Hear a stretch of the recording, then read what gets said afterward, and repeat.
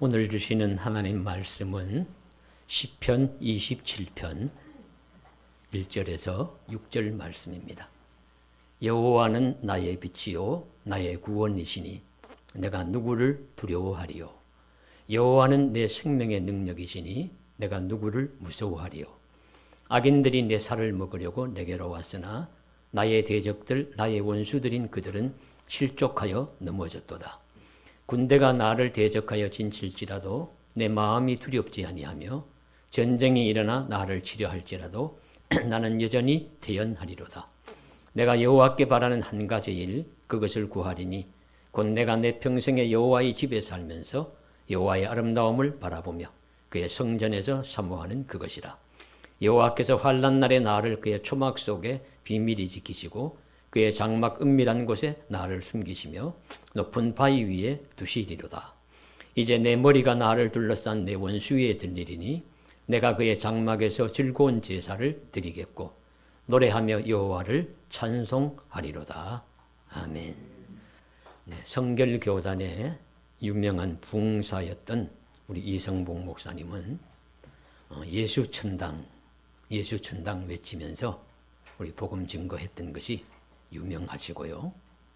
또 하나의 특징은 늘 오른손 주먹을 꽉 쥐고 다녔다고 합니다. 그래서 별로 편 것을 본 사람이 없어요. 그래서 혹시 손에 장애가 있는 건 아닌가라고 하는 사람도 있었지만은 그 이유를 어떤 사람이 물으니까 이렇게 대답했다고 합니다. 주님의 손을 꼭 잡고 다니는 중입니다. 늘 어디를 가든지 무엇을 하든지 예수님 손 꼭 잡고 살아간다 하는 그런 믿음의 표현으로 오른손 주먹을 꼭 쥐고 살았다는 그런 이야기인데요. 성도 여러분, 우리는 누구를 믿고 무엇을 의지하면서 살아가십니까? 권력을 믿고 지식을 믿고 재물을 믿고 사람을 믿지는 않습니까?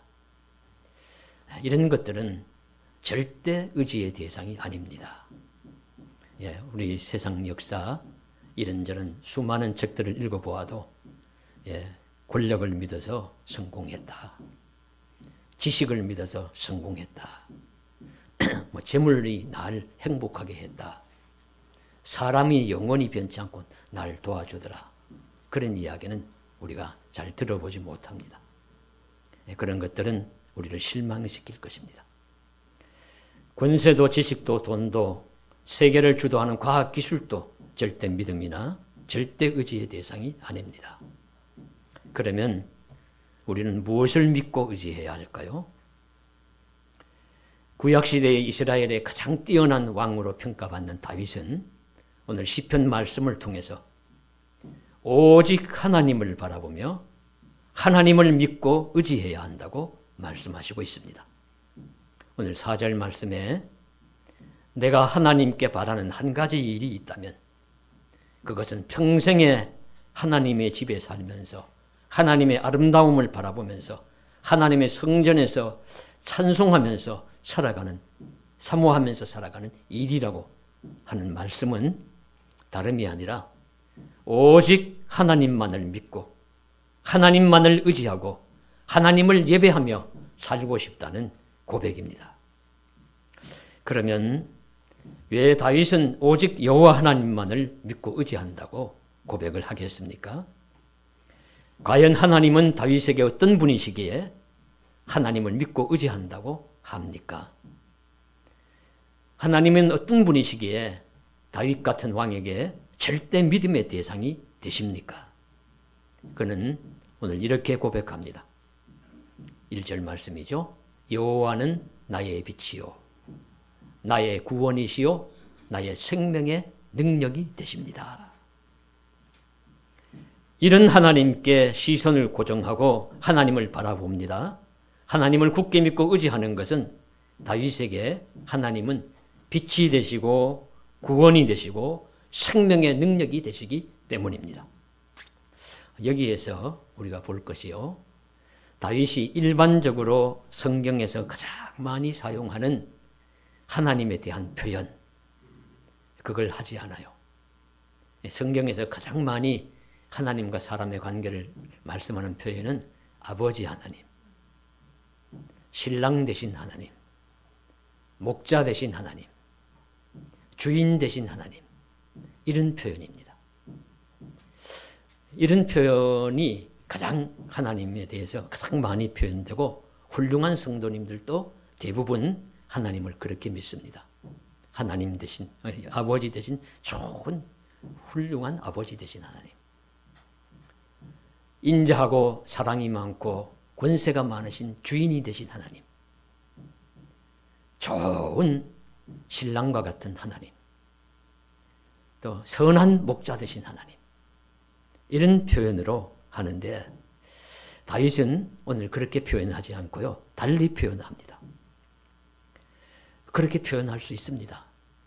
하나님은 무한하시고 하나님은 너무 크신 분이기 때문에 그래서 시편 139편에서는 신묘막직하신 하나님이라 기묘하신 하나님이라 부를 정도로 하나님은 신비하신 분이기 때문에 그렇기 때문에 우리 믿는 우리들에게 다양한 모습으로 다가오실 수 있습니다. 하나님은 다양한 모습으로 그렇게 시적인 표현이나 내 신앙의 고백으로 하나님은 무엇과 같으시다고 표현할 때 우리는 꼭 성경에 나온 대로가 아니라 우리 자유롭게 표현할 수가 있습니다. 그래서 하나님이 아버지 되시고 목자 되시고 신랑 되시고 주인 되신 하나님이 틀렸다는 것이 아니라 하나님은 무한하시고 크신 분이기 때문에 다르게 나에게는 다가올 수가 있고 다른 신앙 고백으로 표현할 수 있다는 사실을 우리가 바라보아야 합니다. 그래서 다윗도 이런 표현을 하는 것이죠. 만일 하나님은 아버지와 같으신 분이시지만 그러나 이런 아버지가 있다고 생각해 보십시오. 아버지가 술주정뱅이고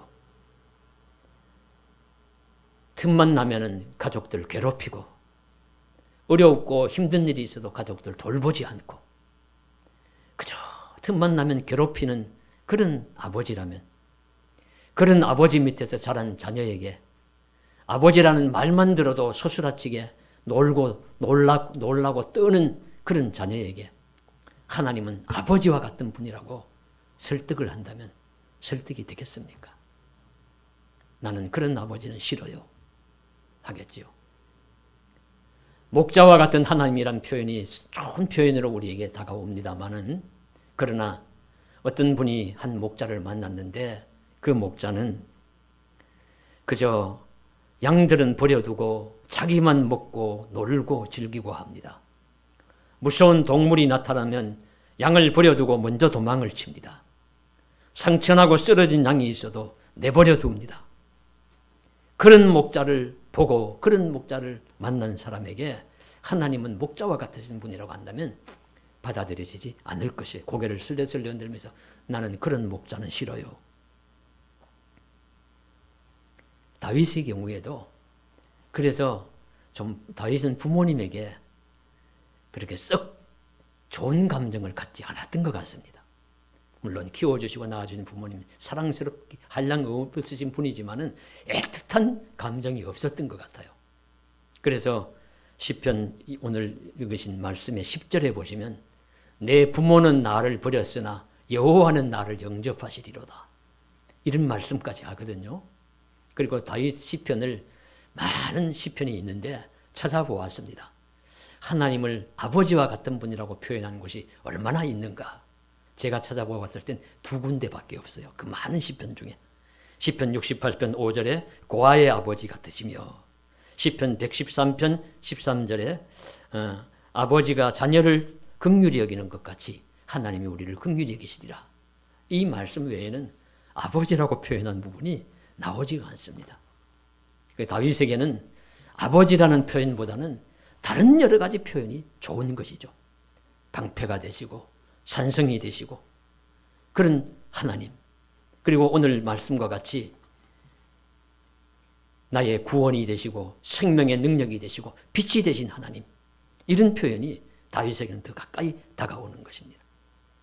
말씀드린 바와 같이 하나님 아버지, 신랑 예수님, 주인 되신 하나님, 목자 되신 하나님이라는 표현이 잘못된 표현이 아니라 오늘 말씀의 요점은 하나님은 얼마든지 나에게는 다양한 모습으로 다가오실 수 있다 하는 것을 말씀드리는 것입니다. 너무 크신 분이기 때문에요. 너무 신비하신 분이기 때문에 그렇습니다. 그렇다면 하나님을 다윗이 나의 빛이요 구원이시요 생명의 능력이시라고 막 고백하는 이유 무엇이겠습니까? 대표적으로 빛이 되신 하나님을 생각해 보십시오.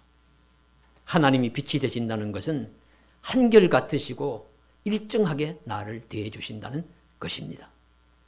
어떤 경우에도 하나님은 한결같으십니다. 호세아 6장 3절에 보시면 그러므로 우리가 여호와를 알자 힘써 여호와를 알자 그의 나타나심은 새벽빛같이 어김이 없나니 하나님의 알자 해서 열심히 알아보았더니 하나님은 새벽빛 같으시더라. 이유가 뭐냐면 어김이 없으시더라는 거예요. 틀림없으시더라. 여러분 우리 지구가 태양의 주위를 도는 한 아침이면 해가 뜨고 저녁이면 해가 질 것입니다. 이건 틀림없이 이어질 것이에요. 그런 것처럼 저녁이면 해가 지고 아침이면 새벽에 빛이 밝아오는 것처럼 하나님은 나에게 틀림없는 분이에요. 신실하신 분입니다. 변함없이 어김없이 신실하신 하나님은 우리가 믿고 의지할 대상입니다. 그런 분은 결코 실망시키지 않습니다. 성도 여러분, 저와 여러분도 그런 하나님을 믿고 굳게 의지하시기를 바랍니다. 하나님이 나의 빛이라는 말씀의 두 번째 의미는 하나님은 빛과 같이 힘이 있으시고 권능이 있으신데 특별히 생명의 능력이 있으신 분입니다. 저는 빛이라는 말씀을 종종 묵상을 합니다. 우리 교회가 빛소망 교회이기 때문에도 그렇습니다. 빛이라는 의미가 뭘까? 많은 의미가 있는데 밝게 비추어주는 보게 하는 능력도 있지만은 중요한 능력 중에 하나가 생명을 준다는 겁니다. 빛은 생명을 줘요. 빛이 있는 곳에 생명이 있습니다. 빛이 비추어지는 곳에 생명이 살아납니다. 아무리 어두운 동굴이라 하더라도 만약에 거기에 생명체가 있다면 그 틀림없이 빛이 들어가기 때문입니다. 저 깊은 바다 속에 무슨 물체가 생명체가 살아간다면 그건 빛이 들어가기 때문입니다. 남극과 북극에도 생명체가 살아간다면 그것은 빛이 간접적으로는 비추어지기 때문입니다. 빛이 있는 곳에 생명이 있습니다. 그래서 빛이 있다고 할 때는 생명이 있다는 의미입니다. 생명이 솟생하는 것, 절망적인 상황에도 희망이 솟아나는 것을 의미합니다. 아무리 고통스러운 상황이 있을지라도 빛이 비추어진다면 희망이 솟는다, 소망이 있다 하는 말씀입니다. 그래서 오늘날 절망 속에 고통 속에 살아가는 사람들에게 빛이 비추어진다면 소망이 있다는 것이죠. 그 TV를 우연히 보는데 한 육아에 힘들어하는 직장인 엄마가 그것을 풀어줄 가능성이 있는 어린이집 소식을 듣고 나서는 반응하는 말이 내게 빛이 비추어지는 것 같았습니다. 그렇게 표현을 해요. 그게 너무 힘든 가운데 있다가 그걸 맡아줄 어린이집이 주변에 생긴다는 소식을 듣고는 내게 빛이 비추어지는 것 같았어요. 소망이 있다는 것입니다. 살아갈 힘이 생긴다는 뜻입니다. 하나님은 다윗에게 바로 그와 같은 분입니다. 소망이 되십니다. 빛이 되십니다. 하나님은 힘, 능력이 되십니다. 구원이 되십니다. 그래서 다윗은 하나님을 나의 빛이요 구원이요 내 생명의 능력이 되신다고 고백을 하는 것입니다. 그래서 우리는 하나님이 나에게 무엇과 같으신 분인가 한번 생각해 보시지요. 말씀드린 바와 같이 각자의 신앙 고백이니까 자유롭게 하실 수 있습니다. 하나님은 나에게 좋은 아버지 같으신 분입니다. 인자한 어머니 같은 분입니다. 나를 모든 것을 구비해 주시고 살려주신 주인과 같은 분입니다. 좋은 신랑과 같습니다. 선한 목자와 같습니다. 하실 수도 있습니다. 그러나 그 외에도 또 달리 표현할 수도 있습니다. 그래서 성경에 보시면요. 이런 표현이 하나 나와요. 호세아 14장 5절에 내가 이스라엘에게 이슬과 같으리니 그가 백합과 같이 피겠고 레바논 백향목 같이 뿌리가 바뀔 것이라. 우리가 이슬이라고 하면은 금방 사라지는 덧없는 것을 의미할 때 종종 사용하는데 여기서는 그런 의미가 아니라요.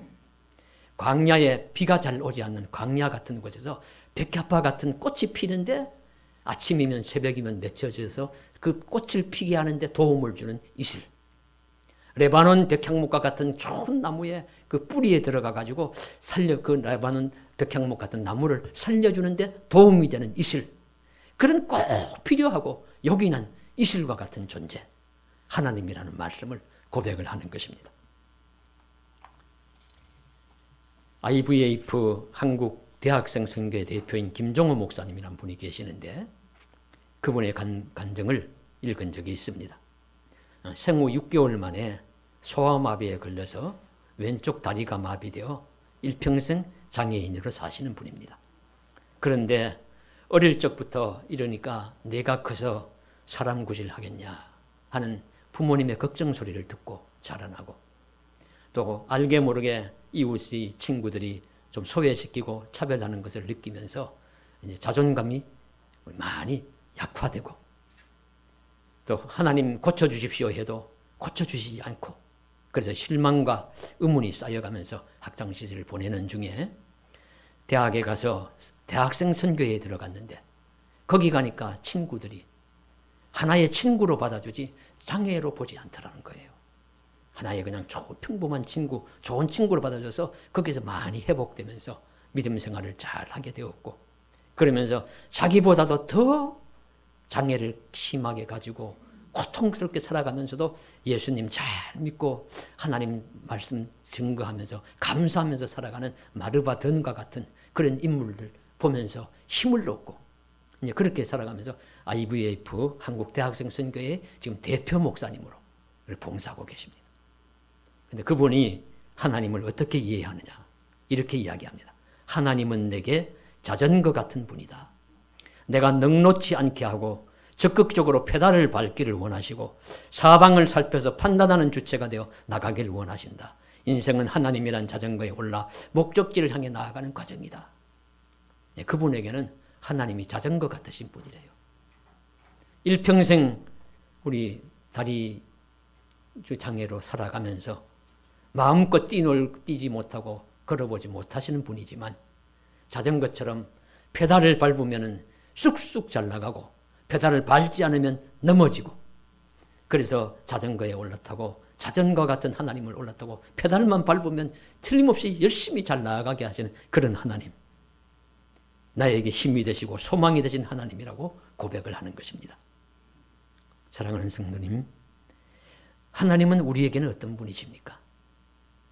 좋은 의미로 내게 다가오셔서 내 인생에 힘이 되어주시고 도움이 되시고 오늘 다윗이 고백한 것처럼 빛이 되시고 소망이 되시고 내 생명의 능력이 되시는 분으로 고백될 수 있기를 간절히 바랍니다.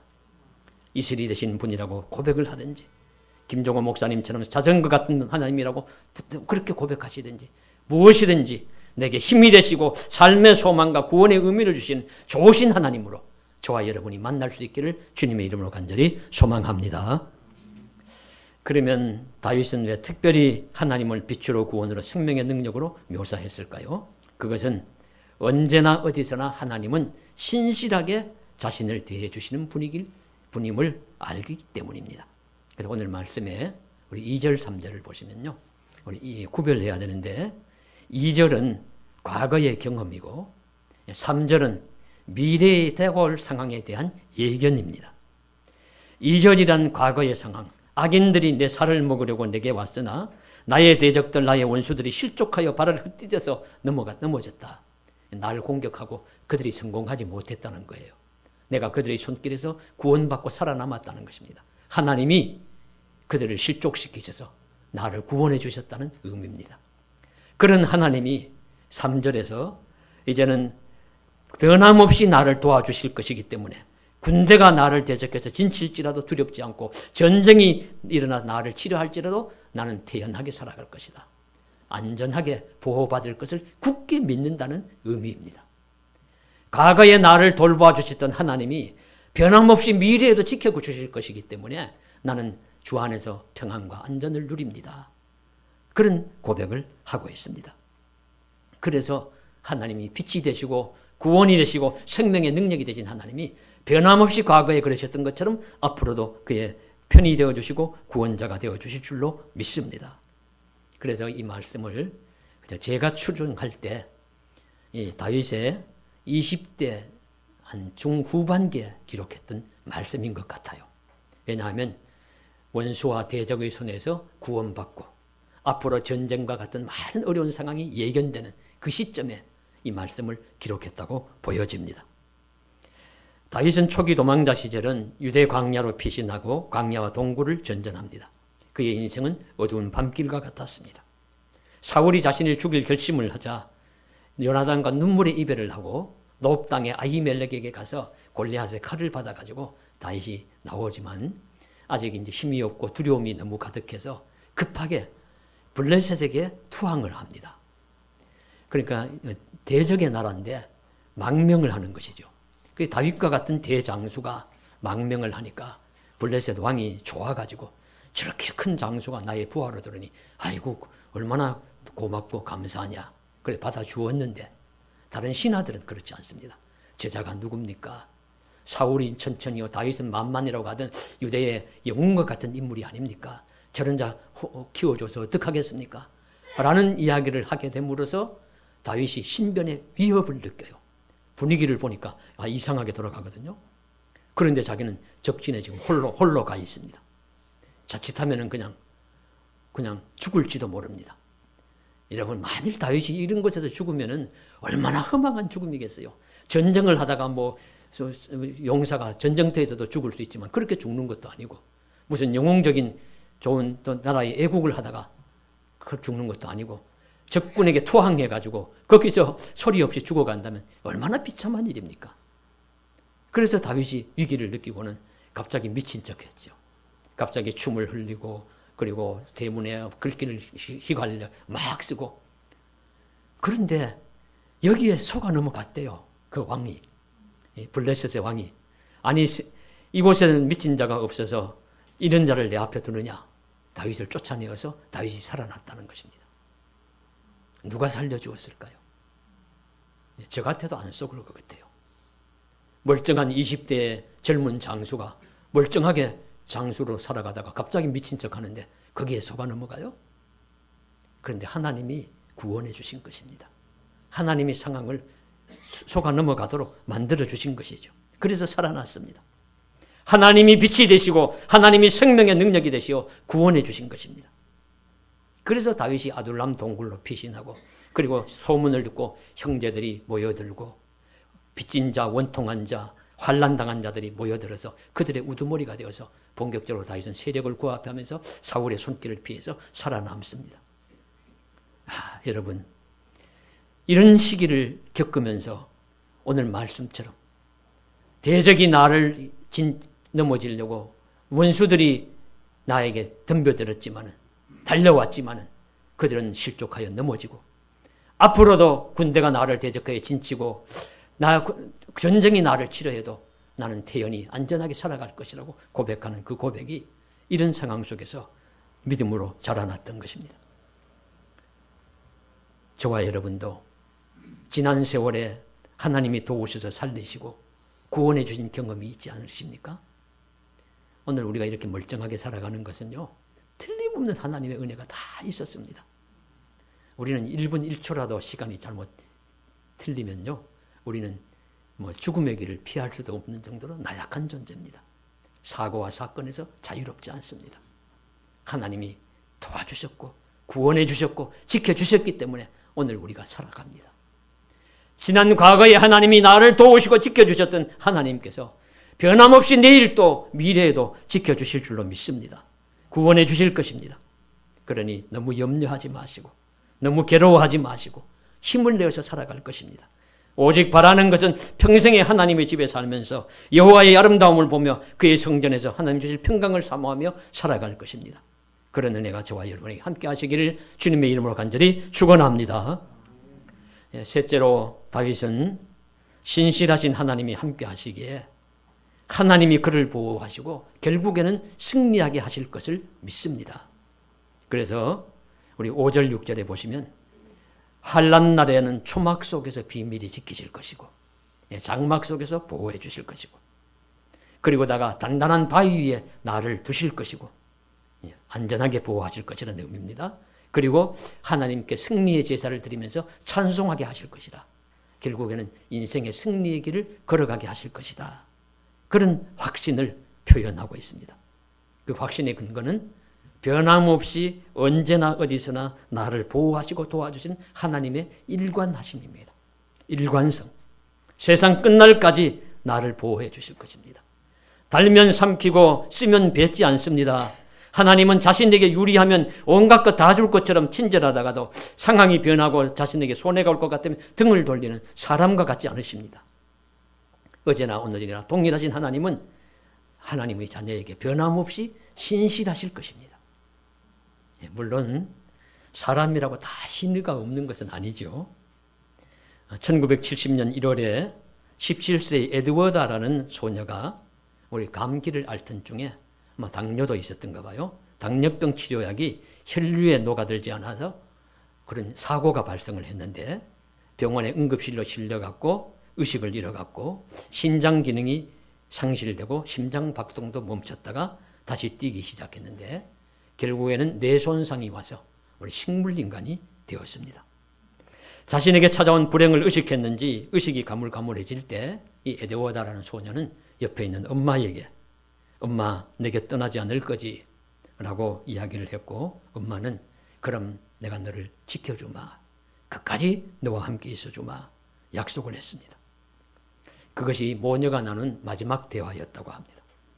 의사는 에드워다가 6개월을 넘기기 힘들 것이라고 마음의 준비를 하라고 했습니다.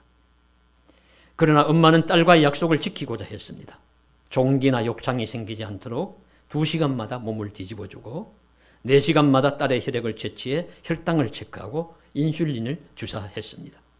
그리고 매일 12번에 걸쳐 음식을 튜브로 주입하고 대소변을 처리했고 그래서 한 번에 2시간 이상은 잠을 자지 못하면서 곁에서 딸을 돌보았다고 합니다.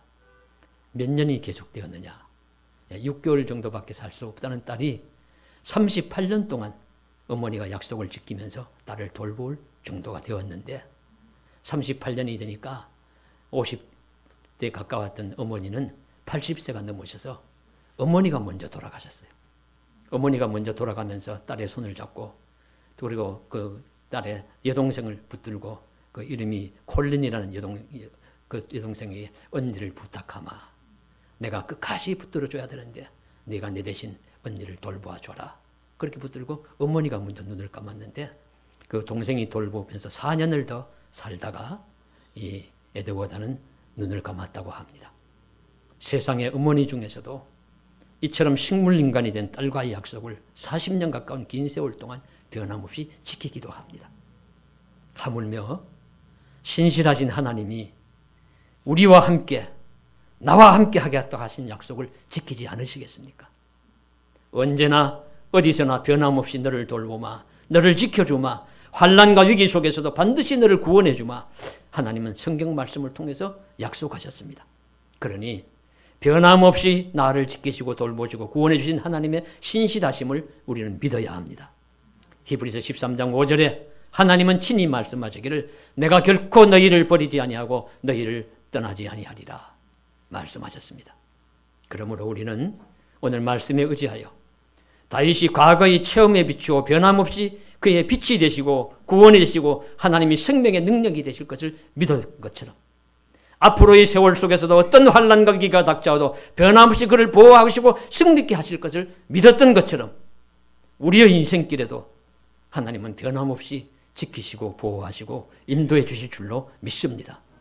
그런 믿음으로 10월의 이 한 주간도 하나님이 보호해 주실 것을 믿고 찬송하고 감사하면서 오늘 시편의 말씀처럼 내가 하나님께 바라는 한 가지 일 그것을 구합니다. 내 평생에 여호와의 선하심을 바라보면서 여호와의 집에 살면서 아름다움을 바라보면서 성전에서 사모하게 하시는 그것입니다. 고백하는 아름다운 역사가 일어나기를 주님의 이름으로 간절히 소망합니다. 기도드리겠습니다. 사랑하는 하나님 아버지, 오늘도 주님 앞에 나와 예배하게 하심을 감사드립니다. 시편 기자의 아름다운 소원처럼 내가 여호와께 바라는 한 가지 일이 있는데 내 평생에 여호와의 집에 살면서 여호와의 아름다움을 바라보며 그의 성전에서 사모하는 그 찬송하고 감사하며 살아가는 그 평강, 하나님 우리도 누리게 하여 주시옵소서.